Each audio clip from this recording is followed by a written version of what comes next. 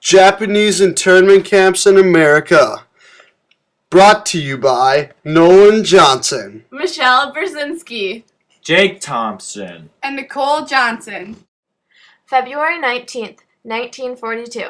President Franklin D. Roosevelt issued Order 9066. This order started 10 internment camps in American deserts. About 120,000 Japanese Americans were incarcerated in these camps. President Roosevelt sent out this order because he labeled any person with Japanese ancestry as a spy and thought that another attack like Pearl Harbor would happen. What America didn't realize was that they were doing the same thing to the Japanese Americans that the Nazis were doing to the Jews in Europe. December 7th, 1941, from 7:55 to 9:45 a.m., Japanese fighter planes bombed the south side of Oahu, Hawaii. 68 people were killed and 35 were wounded. This brought America into World War II. President Franklin Roosevelt later issued Order 9066 on February 19, 1942, to be sure that something like this would never happen again.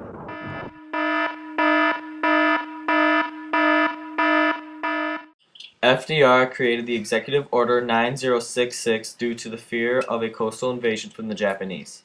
Also, a lot of reports were filed against Japanese citizens claiming that they were signaling Japanese submarines off the coast of California.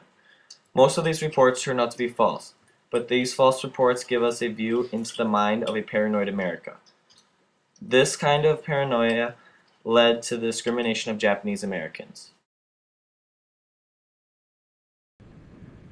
Mr. Vice President, Mr. Speaker, members of the Senate, of the House of Representatives, yesterday, December 7th, 1941,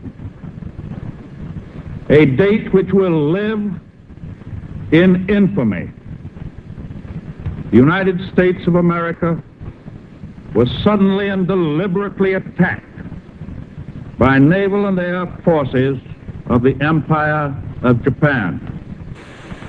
The United States was at peace with that nation, and at the solicitation of Japan, was still in conversation with its government and its emperor, looking toward the maintenance of peace in the Pacific.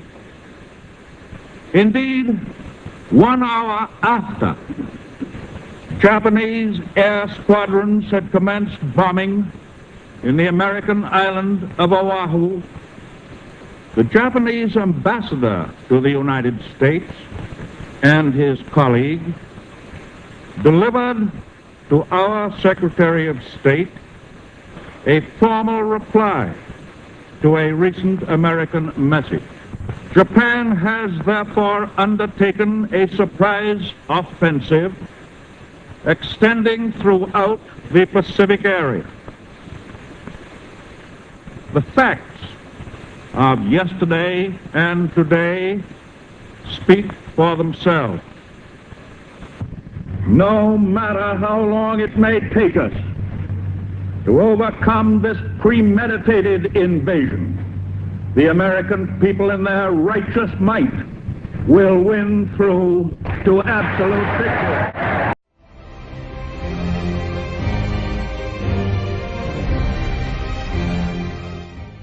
President Franklin D. Roosevelt was elected to be president in 1932.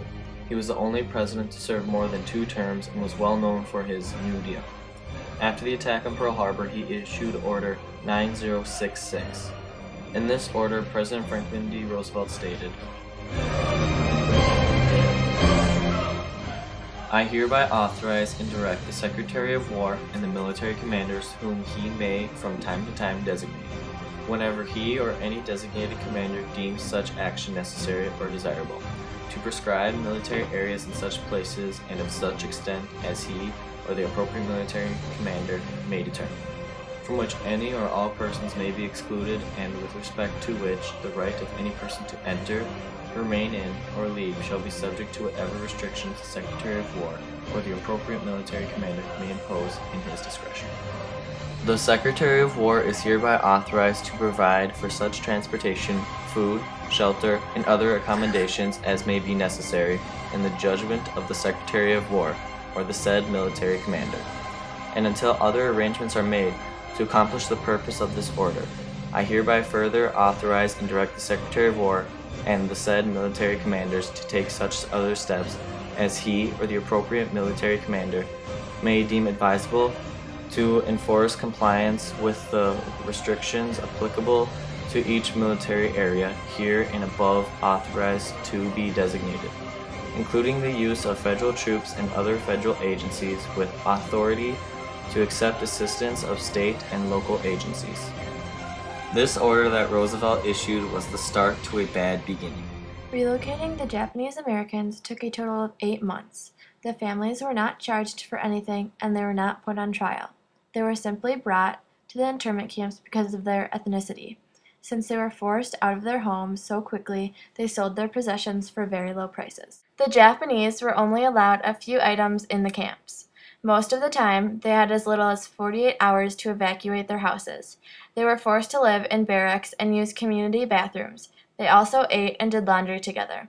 Some Japanese people died from lack of good medical care. People in the camps were fed very small portions. One mother said the government would not give her milk to feed her newborn baby. She had to feed her daughter water for 10 days. Her daughter still lives with health problems because of that. I was 4 years old at the time, but, your parents' tension, my mother was crying, we'd been packing, all that transfers. You really don't understand what's going on, but I will never forget that. You're living here in LA? Yeah, I was born and raised here in LA. And simply because we happen to look like the people who bombed Pearl Harbor. There were no charges, there were no trials, no due process. We were summarily rounded up and put into these barbed wire, sentry tower, machine guns pointed. When I made the night runs to the latrine, searchlights followed me. It was a concentration camp, pure and simple. The euphemism was relocation center. It sounds very innocuous. Machine guns pointed at us, armed soldiers, barbed wire. And I went to school, behind those barbed wire fences, and we began every morning with the Pledge of Allegiance to the flag. I could see the barbed wire fence and the sentry towers and the machine gun right outside my schoolhouse window as I recited the words, "With liberty and justice for all." The Japanese internment camps were finally liberated in 1946. Most of them returned to the Pacific coast. Congress gave the Japanese Americans less than 10 cents for every dollar they lost as a way of saying sorry. They also stated, quote, "The Congress recognizes that, as described in the Commission of Wartime, Relocation and Internment of Civilians, a grave injustice was done to both civilians and permanent residents of Japanese ancestry by the evacuation, relocation, and internment of civilians during World War II." Unquote. In 1988, the U.S. government and Ronald Reagan made a formal apology to all the Japanese. The Civil Liberties Act granted each surviving internee about $20,000 in compensation, with payments beginning in 1990. This officially stated that government actions were based on, quote, "race prejudice, war hysteria, and a failure of political leadership," unquote. Although it is sometimes forgotten, internment camps have made a significant impact on American history. This time in history is still in debate today. Some people think that these internment camps were necessary, and others believe that it was a stain on the underpinnings of America. Innocent Japanese Americans endured many undeserved and horrible struggles, and many are still affected today.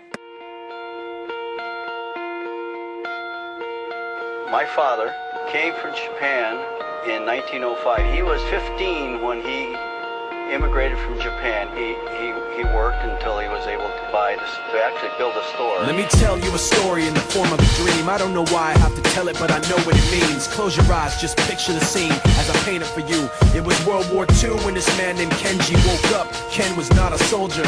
He was just a man with a family who owned a store in LA. That day, he crawled out of bed like he always did, bacon and eggs with wife and kids. He lived on the second floor of a little store he ran. He moved to LA from Japan, they called him immigrant. In Japanese, he'd say he was called Issei. That meant first generation in the United States, when everybody was afraid of the Germans, afraid of the Japs, but most of all afraid of a homeland attack. And that morning, when Ken went out on the doormat, his world went black, cause right there, front page news, 3 weeks before 1942, Pearl Harbor's been bombed and the Japs are coming. Pictures of soldiers dying and running. Ken knew what it would lead to, just like he guessed. The president said the evil Japanese in our home country would be locked away. They gave Ken a couple of days to get his whole life packed in 2 bags. Just 2 bags, couldn't even pack his clothes. Some folks didn't even have a suitcase to pack anything in, so 2 trash bags is all it gave them. And when the kids asked Mom, where are we going, nobody even knew what to say to them. Ken didn't want to lie, he said the US is looking for spies, so we have to live in a place called Manzanar, where a lot of Japanese people are. Stop it, don't look at the gunman. You don't want to get the soldiers wondering if you're gonna run or not, cause if you run then you might get shot. Other than that, try not to think about it. Try not to worry about it being so crowded. But someday we'll get out. Someday, someday. As soon as war broke out, so the FBI came and they just come to the house and you have to come. All the Japanese have to go. They took Mr. Nii. People couldn't understand why they had to take him, because he's just innocent laborer. So now they're in a town with soldiers surrounding them. Every day, every night, look down at them. From watchtowers up on the wall, Ken couldn't really hate them at all. They were just doing the job, and he wasn't gonna make any problems. He had a little garden, vegetables and fruits that he gave to the troops in a basket his wife made. But in the back of his mind, he wanted his family's life saved. Prisoners of war in their own damn country, what for? As time passed in the prison town, he wondered if he'd live it down if and when they were free. The only way out was joining the army, and supposedly some men went out for the army, signed on, and ended up flying to Japan with a bomb. That 15-kiloton blast put an end to the war pretty fast.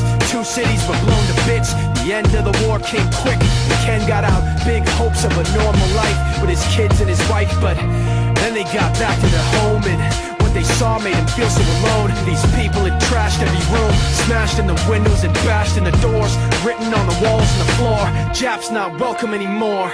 And Kenji dropped both of his bags at his sides and just stood outside. He looked at his wife without words to say. She looked back at him, wiping tears away, and said, someday we'll be okay, someday. Now the names have been changed, but the story's true. My family was locked up back in 42. My family was there where it was dark and damp, and they called it an internment camp. When we first got back from camp, it was pretty bad. I remember my husband said, oh, we're going to stay till last. Then my husband died.